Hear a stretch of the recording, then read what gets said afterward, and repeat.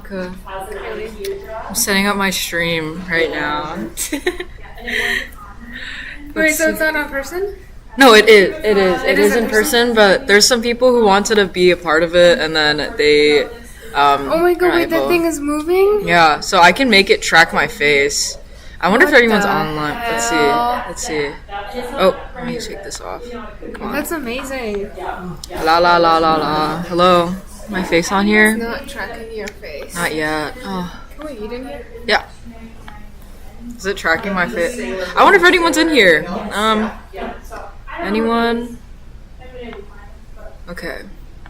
I bet this will shut down once it won't work. Once I'm like, it smells a little. my Wi-Fi does its thing. And I'm like, so I gotta try it before I give it to anybody else. How do I make this track my face again?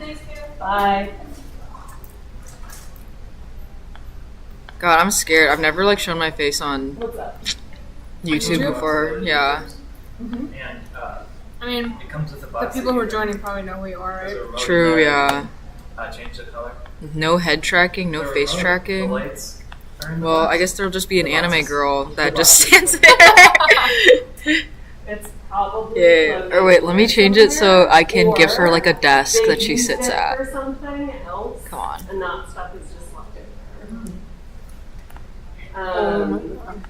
But Oh, actually, that depending won't work. on, what it is and what you're using it Just because I have to for, move you it can and get crop it to another the one. stream So, itself, And I don't want to. just Don't keep know. me updated via email. if you I just don't want to have the thing on. I think just by itself, it looks great. Thank you. Oh. Well. How do I remove the background again? This kombucha is so sweet, Yum. but it's really good. I will Is it try Zach's? it. No, it's mine. Oh, you made Slash it? the ETC. Wow. Dang, not. Oh, not. What? What the? Okay. Maybe I shouldn't put the anime girl in there. Or maybe. Oh, wait. I know what I need to do. There we go. She's normal now.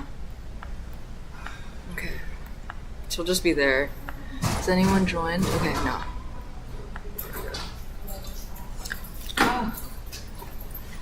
I hope more people show up. I think my roommates are planning to come. For some reason.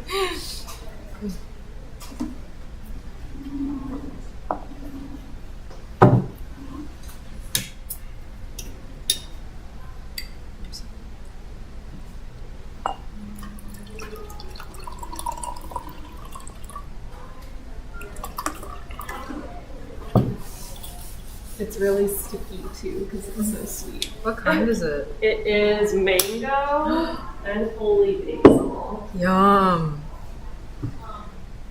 Oh my god, it's so good.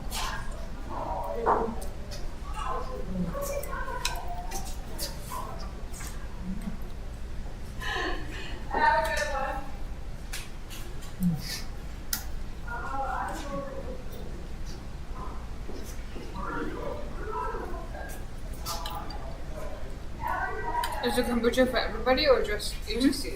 Yeah, very much. We also have tea, if you want to make tea. Are you gonna stream this or something? Hell yeah. Yeah, and record it, because some people said they wanted to if do you it. record it, I would love. Hopefully it's picking up my microphone pretty well. It's peaking a little bit, but oh well. I haven't used this in a while. Yeah. Okay, I'm gonna move the rest of my stuff so I'm not.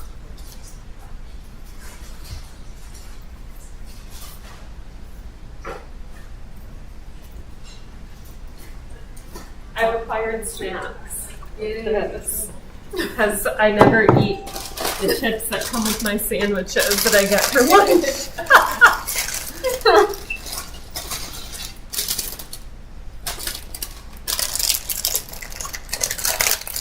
What do you think of that kombucha? It's really good. I can taste the basil. Yeah.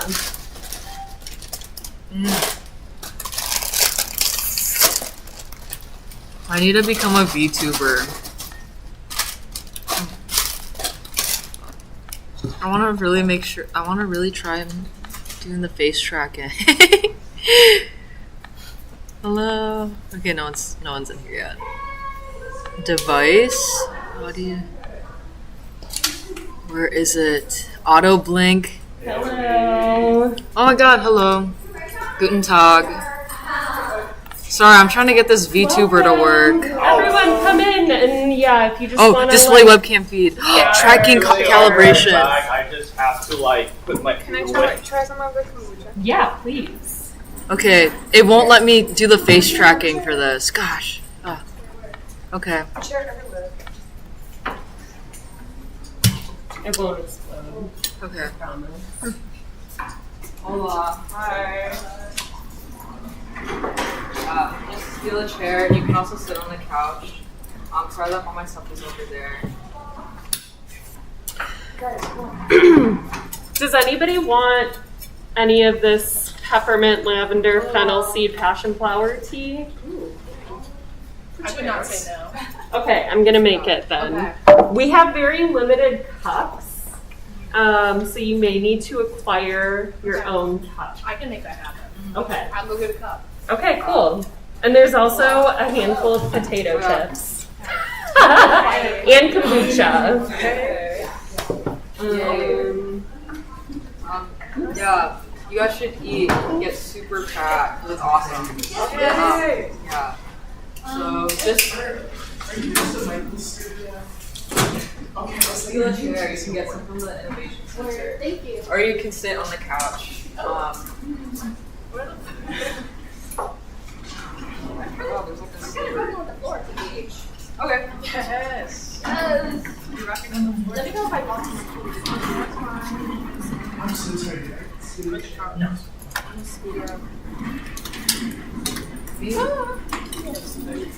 Maybe I can zoom in on this. Let's see. Oh no! That's the VTuber. Yeah, I wanted to put an anime girl VTuber that just stands there.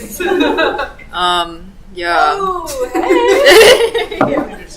Because some people said they wanted to tune in, and I also just wanted to record it, so I guess the recording will always have like a little anime girl. I love her. I'm kind of growing an attachment to her. Wait, I'm gonna move. Oh, shh. It's gonna block me if I stand, so I guess it'll be like right here. Okay. Is she still blocking me? No. No. Oh my god. Hi. Hi guys. Aw, I might jump in the air.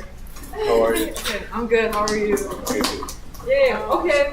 Wow. I'm very shocked at everyone being here. It was like 5 minutes before, and I was like, damn. I guess I'll just talk to myself. But yeah. Okay. Wait, can I say a few things before you go off? Yes. Thank you, Lee. Also, thank you everyone for coming. Clearly, Lee is so popular. And so smart and has a great topic to talk about today. But thank you all for coming. Welcome to the Emerging Technology Center if you haven't been here before. This is part of a program that we run every semester called Technique of the Week. And it's just during Common Hour on Wednesdays, and we either talk about different things or we do demos. So on the door, there's a list of the other ones coming up this semester. We're doing it every week. So if you just stop by during Common Hour every week, something will be happening in here. So please come by and invite your friends. And we'll be continuing it in the fall. And I will either on our Instagram and on the ETC website have a link to submit proposals. So if you want to do like a short demo or discussion that is somehow related to emerging technology, you can submit that. That's all. And there's kombucha, chips, and there's going to be tea in 2 seconds if anybody wants some.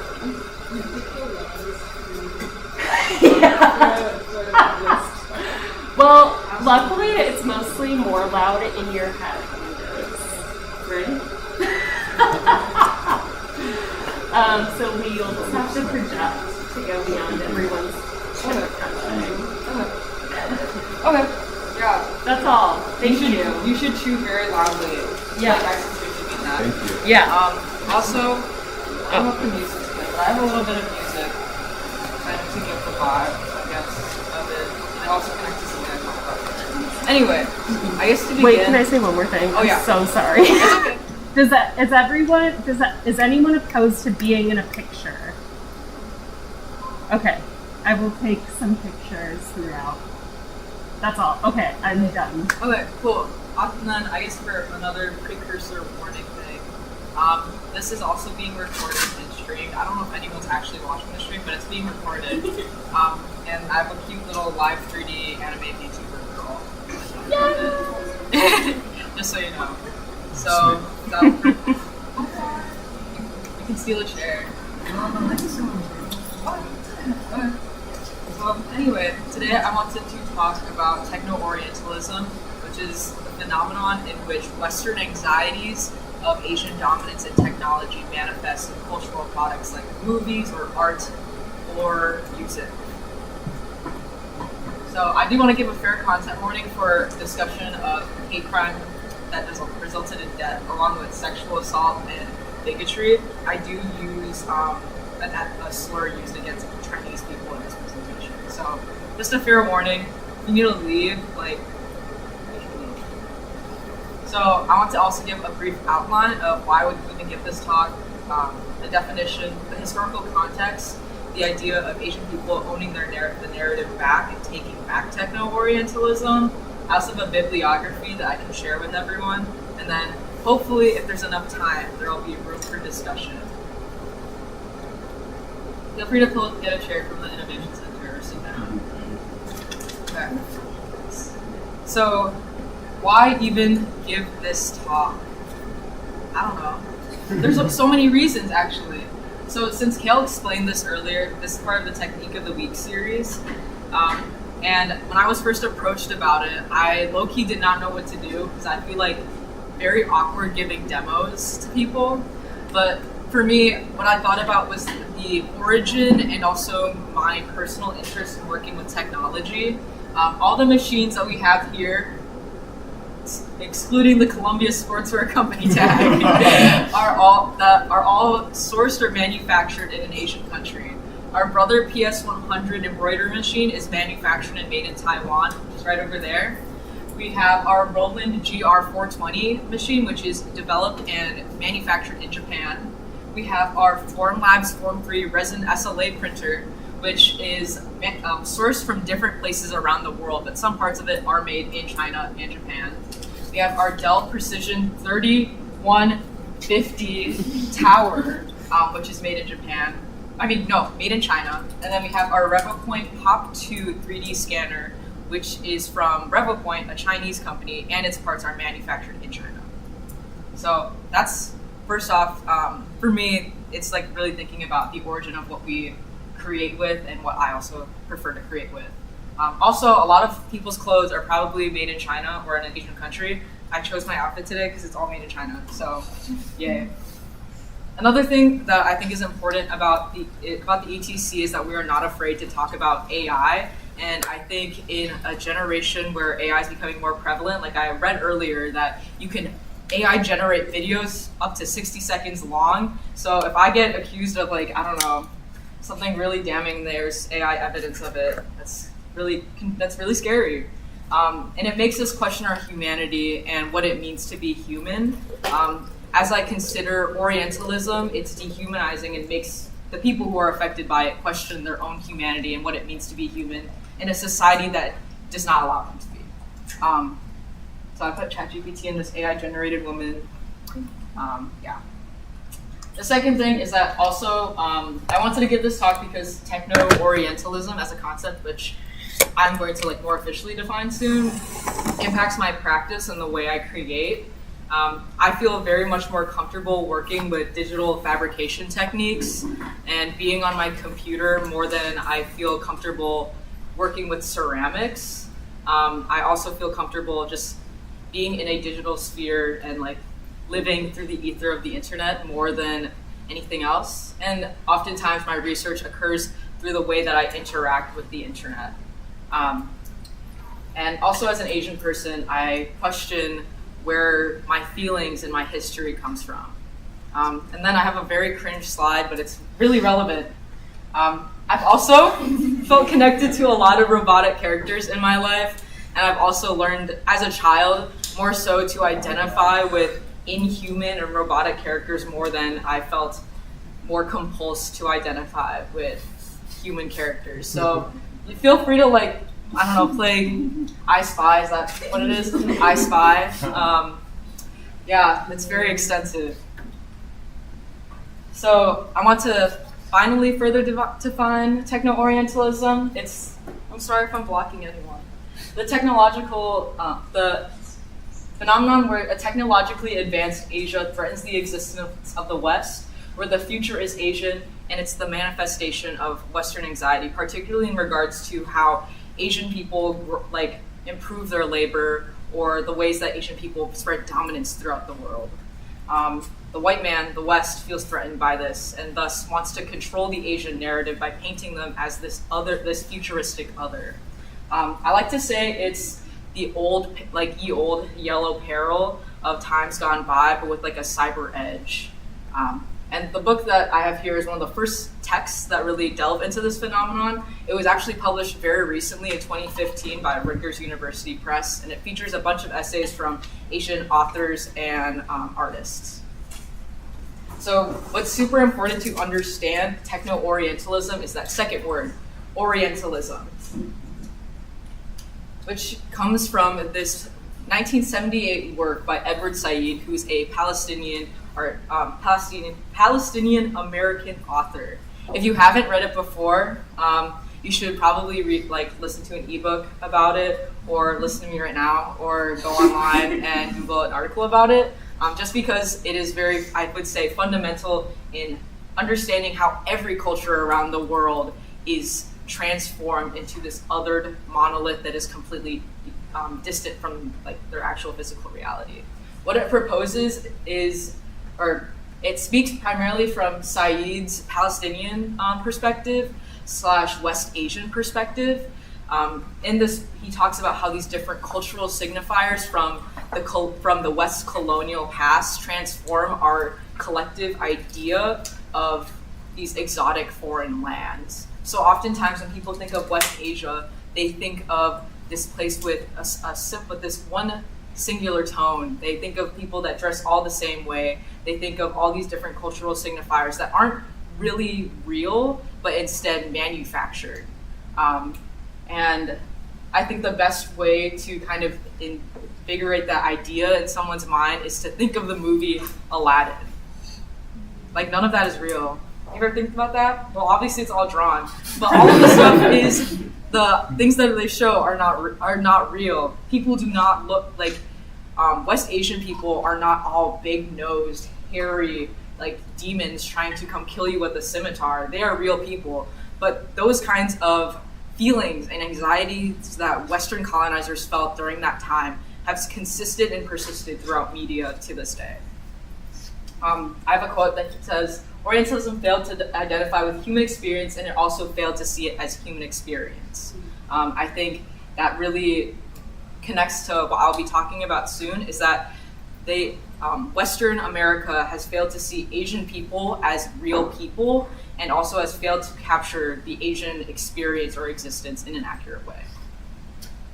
So let's begin into the historical deep dive and the historical origins of techno-orientalism. This is a presentation that is heavy on history, so I hope you're ready.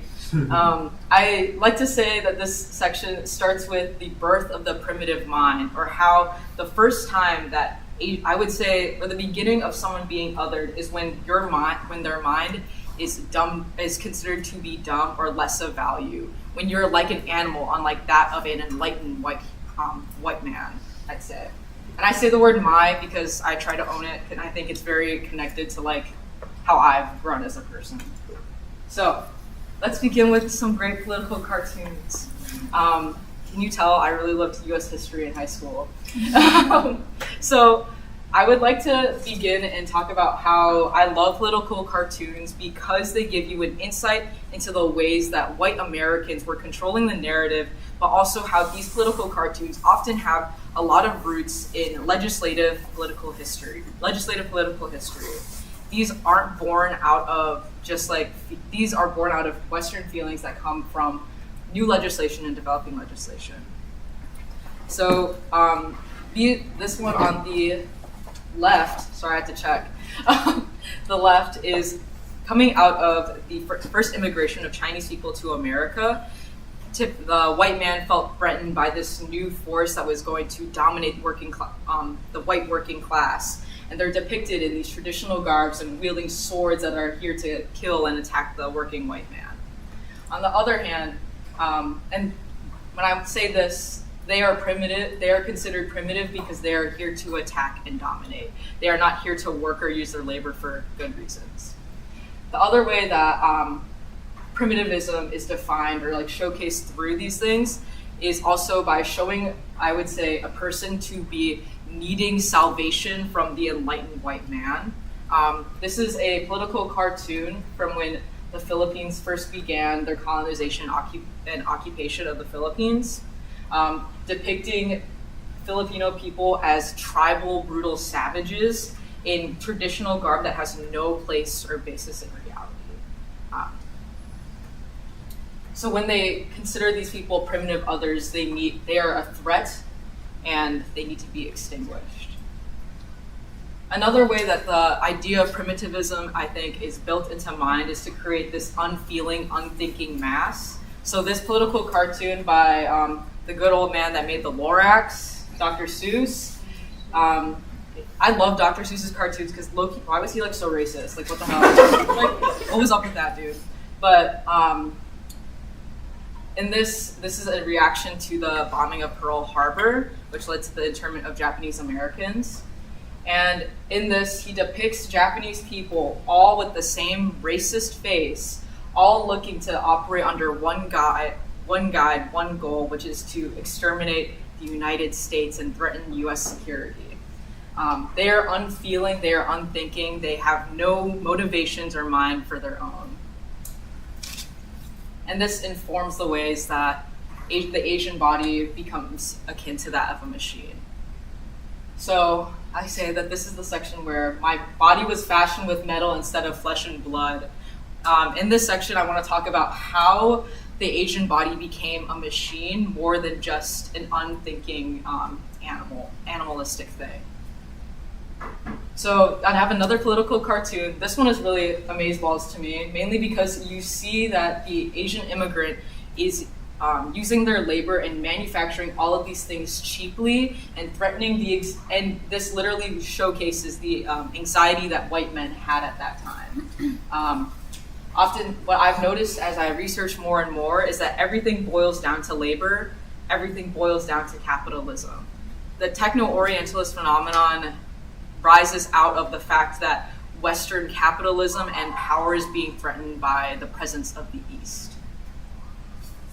So as we see here, we have a bunch of illustrations and depictions of the Asian body being a machine, but there is a moment in history when officially the Asian body became a machine.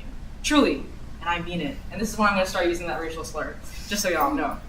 So back in the day, in the oldie 1900s time, people were like, yo, I love eating fish, but I don't want to eat the fish with the head on it because that freaks me out.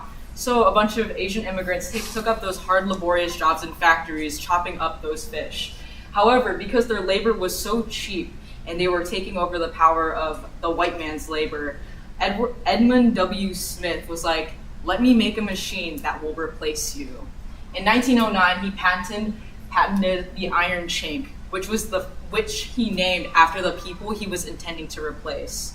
6 Asian immigrants who were doing this labor were replaced by that of a machine, and this is when the Asian body was first compared to that of a machine. This is something I actually found out very recently, and it shook me to my core because to me,